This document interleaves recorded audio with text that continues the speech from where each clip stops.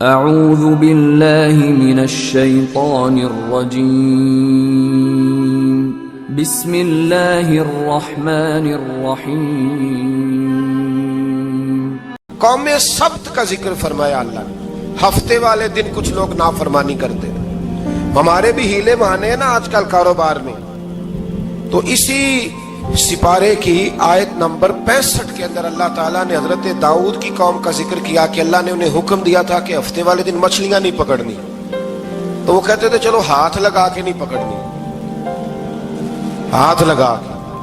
وہ ہمارے لوگ ہیلے بہانے تلاش کر لیتے ہیں نا، وہ بڑے جناب انشورنس والا آ گیا، اب وہ بینک والا آ گیا، وہ فلانے صاحب آ گئے، وہ تروڑ مروڑ کے کہانیاں باتیں، اور پھر ہمیں بھی رستے مل جاتے ہیں بچنے کے۔ مفتی صاحب نے کہہ دیا تھا، ایک مولانا سے میں نے ان کو کہا ہفتے والے دن مچھلیاں نہیں پکڑنے کا، نہیں پکڑتے، چھوٹے چھوٹے حوض بنا لیے تو مچھلیاں زیادہ آتی تھی اس دن۔ یہ بھی اللہ کی قدرت تھی، نماز کے وقت گاہک زیادہ آتے ہیں، یہ اس کی قدرت ہوتی ہے۔ تو وہ مچھلیاں حوض میں جمع ہو جاتی، یوں سمجھ لیں کہ جال انہوں نے لگا لیے ہوئے تھے، تو جال میں وہ پھنستی رہتی تھی، حوضوں میں آتی رہتی تھی۔ ہفتے کو نہیں پکڑتے تھے، اتوار کو پکڑ لیتے تھے، تو پھر اللہ نے انہیں سزا دی۔ فرمایا تماشے کرتے ہو اللہ کے حکم کے ساتھ، کیا سزا دی؟ فَقُلْنَا لَهُمْ كُونُوا قِرَادَةً خَاسِئِينَ، فرمایا بندر بن جاؤ دھتکارے ہوئے۔ جو رزق حرام طریقے سے کماتے تھے رب انہیں بندر بنا دیتا تھا۔ ابھی بھی میں نے دیکھے ہیں بڑے بڑے تاجر پاگلوں جیسی زندگی گزار رہے ہیں، نفسیاتی طور پہ سکون نہیں ہے، کروڑوں روپیہ پڑا ہے۔ کیوں؟ اس لیے کہ رب کے بتائے ہوئے طریقے کے مطابق تجارت نہیں کرتے۔ آگے ایک اور دلچسپ بات آ گئی، بنی اسرائیل کے اندر نا ایک شخص نے اپنے چچا کو قتل کر دیا جائیداد کے لیے۔ یہ دیکھیں کب سے لوگ جائیداد کے لیے قتل کرتے آ رہے ہیں۔ چچا کو قتل کر دیا، اور قتل کر کے حضرت موسیٰ علیہ السلام کے پاس آئے کہ میرے چچا کو کسی نے قتل کر دیا ہے، تو بتائیں کیا کرنا ہے؟ تو آپ نے فرمایا کہ گائے ذبح کرو، اور اس کا ایک ٹکڑا مقتول کو مارو، مرنے والے کو، وہ خود اٹھ کے بتا دے گا مجھے کس نے قتل کیا ہے۔ اب ارادہ نہیں تھا گائے ذبح کرنے کا تو بہانے کرنے لگے۔ ارادہ نہیں نہ ہوتا تو پھر کیا ہوتے ہیں؟ کہنے لگے گائے کس طرح کی ہو، بوڑھی ہو کہ بچی ہو، رنگ کیسا ہو، جوان ہو کہ چھوٹی ہو، حال میں ایک دفعہ چلنا سیکھ گئی ہو یا ابھی نہ سیکھی ہو، تو بتاتے گئے۔ تو رب بھی شرطیں بیان کرتا گیا، گہرے زرد رنگ کی ہو، حال کے اندر اسے نہ چلایا گیا ہو، پانی نہ نکالا گیا ہو، نہ بچی ہو نہ جوان ہو، اس کے درمیان ہو۔ یہ ساری شرطیں کہاں پائی جاتی تھی؟ حضرت موسیٰ علیہ السلام کی قوم کا ایک شخص تھا جو اللہ کا ولی تھا۔ وہ جب انتقال کرنے لگا نا، اللہ اکبر، دیکھو رب ولیوں کی اولادوں پر بھی کتنا فضل فرماتا ہے۔ وہ جب انتقال کرنے لگا تو ایک اس کے پاس چھوٹی سی بچیا تھی، گائے کی بچی، اس نے جنگل میں چھوڑ دی۔ کہنے لگا یا اللہ میں تیرے نام پہ چھوڑتا ہوں، میرا بچہ جوان ہو جائے تو اسے دے دینا، اور تو سرمایہ ہی کوئی نہیں۔ بچہ بڑا ہوا تو بچہ بھی بڑا نیک تھا، اپنی ماں کا بڑا فرما بردار تھا۔ اس کی ماں نے کہا بیٹا تیرے باپ نے ایک گائے چھوڑی تھی۔ تو بچہ جنگل میں گیا اور جا کے کہنے لگا اے اللہ میری گائے مجھ سے ملا دے۔ تو رب کریم نے وہ گائے واپس کر دی، وہ گائے گھر لے آیا۔ اب وہ کہنے لگا اماں بیچ دوں، تو اماں کہنے لگی بیٹا میرے پوچھے بغیر نہ بیچنا۔ کئی دفعہ کہا لگے پر اس نے کہا جب تک میری اماں نہ کہے گی میں بیچوں گا۔ ادھر بنی اسرائیل والے شرطیں جتنی گائے کے بارے میں پوچھ چکے تھے وہ ساری اسی گائے میں پائی جاتی تھی۔ تو یہ ڈھونڈتے ڈھونڈتے وہاں پہنچ گئے، تو کہنے لگے گائے چاہیے۔ تو اس نے کہا بھی تمہاری مرضی سے نہیں، قیمت میری مرضی کی۔ ایک مفسر نے تو یہاں تک لکھا ہے کہ اس نے کہا گائے ذبح کر کے نا، تو جتنا گائے کے اندر گوشت ہوگا نا اتنا ہی کھال کے اندر تو مجھے مال بھر کے دو گے، اتنے سکے بھر کے دو گے، اتنی اشرفیاں بھر کے دو گے، تو پھر تمہیں گائے دوں گا۔ تو پھر یہ گائے انہیں ملی اور یہ گائے لے کر کے آئے۔ زیادہ سوالات نہ کرتے تو زیادہ الجھتے نہ۔ ہم بھی دین کے معاملے میں بڑے سوال جواب کرتے ہیں، اتنا سوال کریں جتنی اس کی ضرورت ہے۔ ان لوگوں نے سوالات زیادہ کیے تو پھر الجھ زیادہ گئے۔ تو میرے بھائی اس کا ذکر بھی اللہ تبارک و تعالیٰ نے پہلے پارے کے اندر بیان فرمایا۔ پھر اللہ کریم نے فرمایا کہ کچھ ایسے لوگ بھی ہیں یہودیوں میں سے جن کا دعویٰ ہو گیا ہے کہ ہم اللہ کے بڑے پیارے ہیں۔ فرمایا یہ صرف ان کے منہ کی باتیں ہیں، یہ تو قیامت میں پتہ چلے گا نا کہ اللہ کا پیار کس کے ساتھ زیادہ ہے۔ اور پھر یہ بھی یہودیوں نے دعویٰ کیا ہے، اسی پارے میں اللہ فرماتے ہیں کہ ان کا دعویٰ ہے کہ ہم اللہ کے بڑے پیارے ہیں، جنت میں ہم ہی جائیں گے۔ تو اللہ فرماتا ہے پھر مرنے کی دعا تو کرو، جنت میں تو مر کے جانا ہے نا۔ لیکن رب فرماتے ہیں یہ کبھی مرنے کی دعا نہیں کریں گے، اس لیے کہ انہیں پتہ ہے کہ ہم نے آخرت کے لیے کیا بھیجا۔ لے جی پہلا حکم آ گیا، یا ایھا الذین آمنوا کہہ کے پہلی آیت قرآن پاک کی، پہلے سپارے میں پہلی آیت جس میں اللہ نے کہا یا ایھا الذین آمنوا، تو پہلا حکم آمنوا کہہ کے آیت نمبر 104 میں جو اللہ نے حکم دیا ہے نا، وہ نبی پاک کی تعظیم کا حکم ہے۔ پہلا حکم ہی اللہ نے حضور کی عزت اور ناموس کا ارشاد فرمایا، پہلا اس ترتیب کے لحاظ سے۔ وہ ہوا یہ کہ جب نبی پاک کو بات ارشاد کرتے تو صحابہ کرام اٹھ کے عرض کرتے رائینا یا رسول اللہ، حضور سمجھ نہیں آئی ذرا رعایت کر دے۔ تو یہودیوں کی عبرانی زبان کے اندر نہ ذرا کھینچ کے پڑھتے تھے رائینا، تو اس کا معنی بنتا تھا معاذ اللہ اے ہمارے چرواہے، بکریاں چرانے والے کو بھی وہ رائینا کہتے تھے۔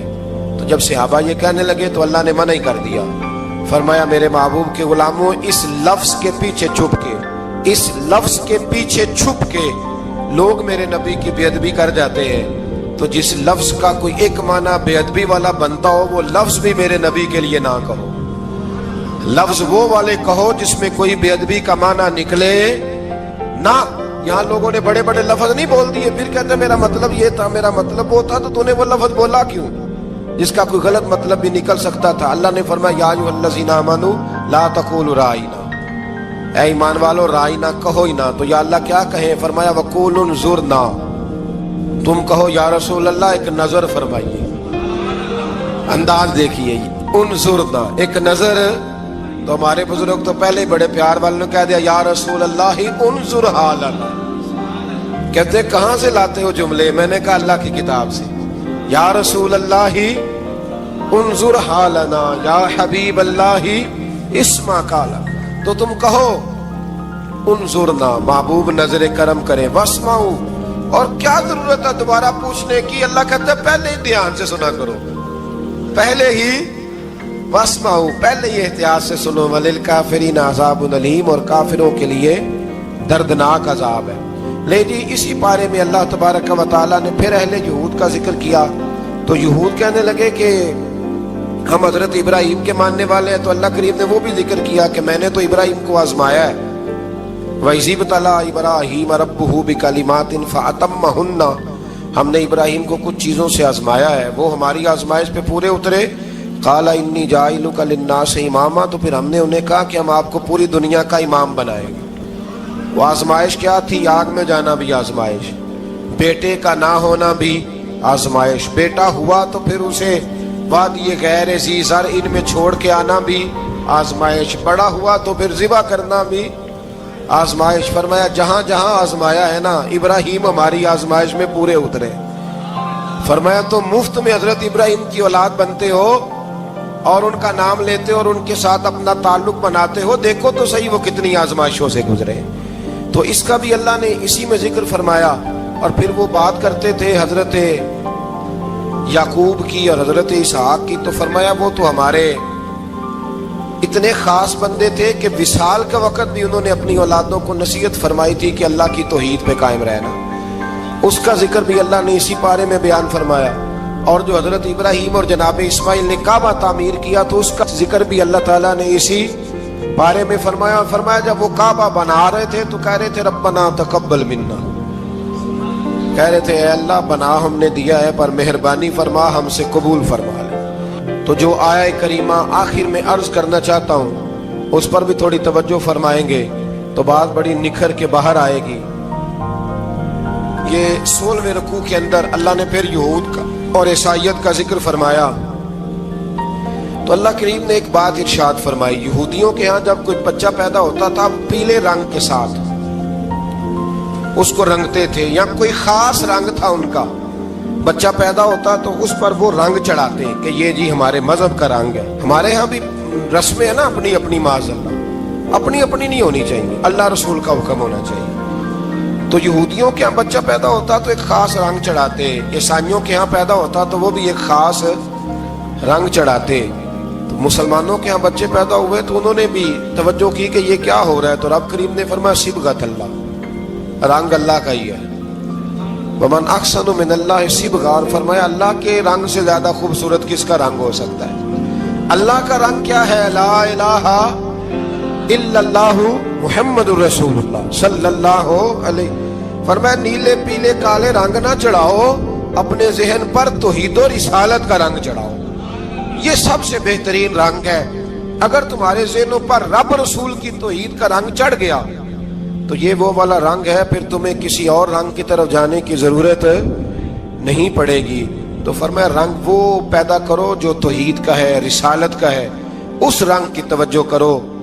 قرآن مجید کے اس پارے میں اللہ کریم نے مختلف باتیں بیان کر کے آخری رکوع میں یہ جو رنگ کا ذکر فرمایا نا، تو یہ لگتا ہے پورے پارے کا خلاصہ ہے کہ رب کریم نے فرمایا اصل بات یہ ہے کہ تمہاری سوچوں پہ رب رسول کی توحید و رسالت کا رنگ ہونا چاہیے. وہ ایک دفعہ مسلمہ کذاب بے ایمان کہنے لگا میں نے بنا لیا ہے قرآن پاک کا جواب. معاذ اللہ. جواب کیا بنایا؟ وہ سورت ہے نا القاریۃ ما القاریہ وما ادراک ما القاریہ، کھڑکھڑانے والی کیا ہے، کھڑکھڑانے والی تمہیں کیا پتا کیا ہے کھڑکھڑی، قیامت کا ذکر ہے.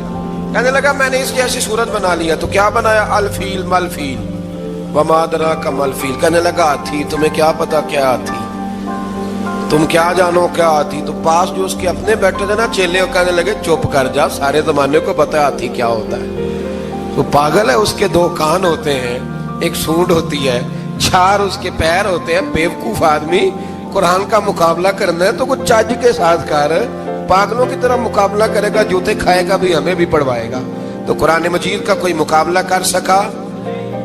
تو اس آیہ مبارکہ میں اللہ نے کافروں کو یہ کہا اگر مقابلہ نہیں کر سکتے تو پھر اللہ سے ڈرو، ورنہ دوزخ میں ڈالے جاؤ گے، وہ جس کا ایندھن آدمی اور پتھر ہے، اور بنائی بھی کافروں کے لیے گئی ہے. اعدت للکافرین، جہنم کس کے لیے بنائی گئی ہے؟ کافروں اور منافقوں کے لیے. مسلمانوں کے لیے بنائی گئی. مسلمان مرضی سے چھلانگے لگائیں تو ان کی موج ہے، ورنہ ان کے لیے جہنم، ان کے لیے اللہ نے جنت بنائی ہے.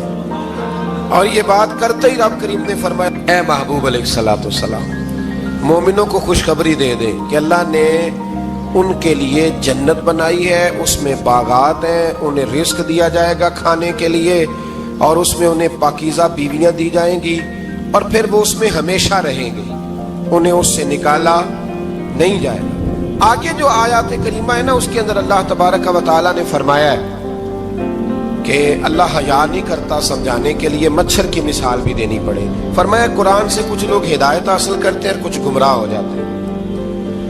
جب لوگ اپنی مرضی کی تشریحات چاہتے ہیں تو گمراہ ہوتے ہیں، اور جب قرآن کو رسول اللہ صلی اللہ علیہ وسلم اور امت مسلمہ کی تشریحات کی روشنی میں سمجھتے ہیں تو پھر اللہ ہدایت عطا فرماتا ہے. پھر اللہ تبارک و تعالیٰ نے آگے ارشاد فرمایا حضرت آدم کی پیدائش کا واقعہ. کچھ مفسرین نے لکھا اللہ نے مشورہ کیا تھا فرشتوں سے، وَإِذْ قَالَ رَبُّكَ لِلْمَلَائِكَةِ إِنِّي جَاعِلٌ فِي الْأَرْضِ خَلِيفَةً. لیکن کچھ مفسرین کہتے ہیں کہ اللہ کو ضرورت نہیں فرشتوں سے مشورہ کرنے کی. اللہ نے فرشتوں سے مشورہ نہیں کیا، بلکہ رب نے انہیں آگاہ فرمایا تھا کہ میں لگا ہوں زمین پہ اپنا نائب بنانے، میں خلافت دینے لگا ہوں زمین پہ. اب یہ تو دینے والی کی مرضی ہے نا، اس نے کس کو دینی ہے، یہ تو دینے والے کی مرضی ہے نا اس نے. تو کچھ لوگ کہتے ہیں کہ دینے والے سے زیادہ ہمیں پتہ ہے. تو فرشتوں کو بھی یہ اجتہادی خطا ہو گئی، کہنے لگے یا اللہ اسے نہ بنانا، یہ فساد کرے گا، یہ خون ریزیاں کرے گا. تو اللہ نے فرمایا جو میں جانتا ہوں وہ تم. اللہ اکبر. امام راضی فرماتے جب رمضان آتا ہے تو اللہ فرشتوں سے کہتا ہے ذرا یہ کھول کے دروازے دیکھو نا یہ زمین پہ کیا کر رہے ہیں. تم تو کہتے تھے فساد کریں گے اور یہ سارے تراویحیں پڑھ رہے ہیں. تم تو گویا کہتے تھے فساد کریں گے اور یہ تو دیکھو گویا رمضان کے روزے رکھ رہے ہیں، یہ تو میری یاد میں نکلے ہوئے. تم کچھ کہتے تھے اور دیکھو میں نے تمہیں کہا تھا نا جو میں جانتا ہوں وہ تم. اللہ نے پھر حضرت آدم علیہ السلام کو تمام زمانے کے علوم عطا کیے، علم سکھا لیا. تو فرشتوں سے کہا تم بھی ان چیزوں کے نام بتاؤ، تو وہ بتا سکے نہیں. اللہ نے فرمایا اب اس طرح کرو آدم کو سجدہ کرو. سب نے سجدہ کیا سوائے وہ کہنے لگا یا اللہ صرف تجھے ہی کرنا ہے، کرنا بھی صرف اللہ کو چاہیے، پر رب کے آگے بھی جھکنا چاہیے، اور جس کے سامنے رب جھکائے نا وہاں بھی، اور یہ جو عاجزی ہے نا، یہ جو جھکنا ہے، یہ علم کے آگے ہے۔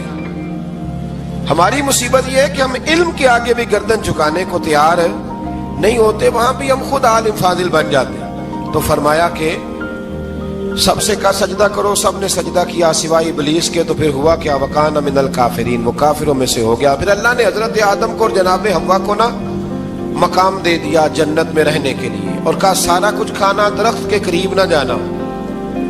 ابھی آپ کسی سے کہہ دیں تھوڑا سا کہ پیچھے نہ دیکھنا، یعنی اگر میری سمجھ لیں ادب کی وجہ سے کوئی 1.5-2 منٹ یا 6 منٹ نہیں بھی نہ دیکھے گا تو سوچے گا ضرور کہ پتہ نہیں اب پیچھے کیا ہے، مصیبت کیا ہے۔ یعنی آپ کہہ کے دیکھ لیں کسی کو، پیچھے نہ دیکھنا، فطرت ہے نا انسان کی، وہ جستجو کرتا ہے، کہا اس درخت کے پاس نہ جانا۔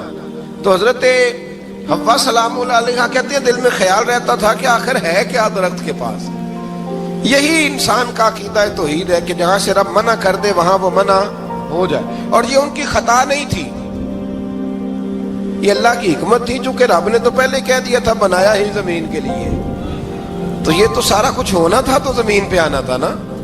تو حضرت حوا اور جناب آدم کے پاس شیطان آیا، اب اس کو نکال تو دیا تھا پر ابھی اس کا جنت میں آنا جانا بند نہیں ہوا تھا، یہ بھی اللہ کی حکمت تھی۔ تو وہ کہنے لگا تمہیں پتہ ہے بعد میں مر جاؤ گے؟ تو حضرت حوا کہنے لگی کیا موت بھی آئے گی؟ کہاں، اس کی تکلیف بھی بڑی ہوگی، تو پھر بچیں گے کیسے؟ تو کہنے لگے پھل کھا لو اس درخت کا۔ تو بچنے کے لیے پھل کھایا تھا۔ اس طرح لوگ آج بہت سارے کام بچنے کے لیے کرتے ہیں پر بچ سکتے، بچنے کے لیے پھل کھایا تو اللہ نے فرمایا زمین پہ چلے جاؤ۔ تو حضرت آدم زمین پہ آئے، پھر کئی 100 سال روتے رہے۔ فَتَلَقَّى آدَمُ مِن رَبِّهِ کَلِمَاتٍ، تو پھر اللہ نے خود ہی جناب آدم کو کچھ کلمے سکھائے۔ علامہ اسماعیل حقی فرماتے ہیں وہ کلمے یہ تھے کہ حضرت آدم نے میرے نبی کا وسیلہ پیش کیا، اللہ کریم نے جناب آدم کی دعا کو مقبول فرما لیا۔ پھر آگے بنی اسرائیل کا ذکر آ جاتا ہے۔ اللہ تعالیٰ نے بنی اسرائیل، آج آپ اسی قوم کو یہودی کہتے ہیں، ان کو اللہ نے اس زمانے میں فضیلت عطا کی تھی بہت زیادہ۔ تو عرب کے اندر جب نبی پاک علیہ السلام نے اعلان نبوت کیا تو کچھ لوگوں نے یہ کہہ دیا کہ اگر یہ یہودی کلمہ پڑھ لیں گے تو ہم بھی پڑھ لیں گے۔ تو پھر اللہ نے انہیں یاد کرایا کہ تم اصل میں کیا ہو، تمہیں کلمہ پڑھنا چاہیے۔ تو اہل یہود کا تذکرہ کرتے کرتے رب کریم نے ایک بات یہ بھی ارشاد فرمائی کہ تم لوگوں کو تو کہتے رہے ہو کہ وہ نبی آنے والے ہیں، وہ نبی آنے والے ہیں، اور جب آ گئے ہیں تو ماننے کو تیار نہیں ہو۔ تو فرمایا تأمرون الناس بالبر وتنسون انفسکم وانتم تتلون الکتاب، لوگوں کو بھلائی کا حکم دیتے ہو اور اپنے آپ کو بھول جاتے ہو۔ افلا تعقلون، تمہیں عقل نہیں؟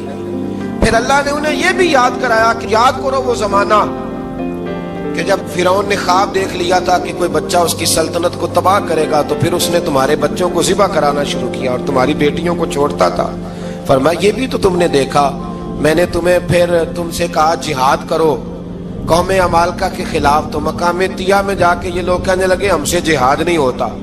اللہ نے انہیں ایک میدان میں قید کر دیا۔ بڑی دلچسپ بات، قید تو لوگ ہوتے ہیں نا چار دیواری میں، تو اللہ نے بنی اسرائیل والوں کو جب انہوں نے کہا جہاد نہیں کریں گے تو اللہ نے میدان میں قید کر دیا۔ میدان میں، یہ یاد رکھیں، جب انسان اللہ کی نافرمانی کرتا ہے تو اسے ایسی قید ملتی ہے جس کا اس نے تصور بھی نہیں کیا ہوتا۔ ایک میدان ہے مقام طیہ، قید ہو گئے، سارا دن سفر کرتے تھے، سارا دن، تو رات کو تھک کے سوتے تھے، صبح اٹھتے تھے نا جب، تو وہیں ہوتے تھے جہاں کل صبح چلے تھے۔ تو رب جب کسی کو قیدی بناتا ہے تو اسے زنجیروں کی، سلاخوں کی ضرورت، دعا فرمائے اللہ تبارک و تعالی غموں سے نجات عطا فرمائے، یہ دعا فرمائے۔ ایسی قید دیتا ہے کہ جس سے پھر چھٹکارا ہو سکتا۔ تو بنی اسرائیل کا بہت زیادہ تذکرہ اس بارے میں اللہ تبارک و تعالی نے پھر بیان کیا، اور پھر کہا کہ انہیں جو حکم دیا جاتا تھا یہ اس کی سرتابی کرتے تھے، پھر اللہ نے ان پر ذلت نازل کر دی اور یہ ہمیشہ اس کا شکار رہے۔ بنی اسرائیل کے اندر ہمیشہ نبی اور بادشاہ موجود رہتے تھے۔ ایک وقت ایسا آیا کہ بنی اسرائیل میں کوئی نبی نہیں تھے، اور بنی اسرائیل کا جو اپنا علاقہ تھا نا وہ ملک شام ہے، تو تو قوم عمال کا ایک قوم تھی اور بڑے سخت گیر لوگ تھے. انہوں نے بنی اسرائیل والوں کے ساتھ لڑائی کی, جہاد کیا اور انہیں ان کے علاقے سے نکال دیا. اور کچھ حضرت یوسف علیہ السلام کے زمانے میں ویسے بھی ایک بہت بڑی تعداد جا کے مصر میں آباد ہو گئی تھی. اب یہ ہوا کہ ان کے پاس کوئی بادشاہ نہیں ہے, یہ بار بار دعا کرتے ہیں, التجا کرتے ہیں, تو اللہ تعالیٰ نے ایک پیغمبر انہیں عطا کیے جن کے مختلف نام کتابوں میں ہیں. صدر الافاضل رحمۃ اللہ علیہ نے تفسیر خزائن العرفان کے اندر ان کا نام حضرت شمویل علیہ السلام لکھا ہے. حضرت شمویل علیہ السلام